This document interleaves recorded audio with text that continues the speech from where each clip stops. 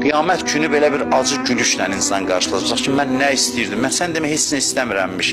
Mən gedirdim elə şeylərə könül bağlayırdım. O səmtə gedirdim ki, mənim istəyim deyil. Zaten mən bunu istəmirəm. Həqiqətdə Allah deyir, sən insan məndən başqa heç nə istəmirsən. Sən belə qurulmusan. Sənin bircə istəyin var. Sən ciddi təhlil eləsən, özünü görərsən ki, sənin məndən başqa arzun yoxdur. Sənin yeganə arzun mənəm, yeganə istəyim mənəm.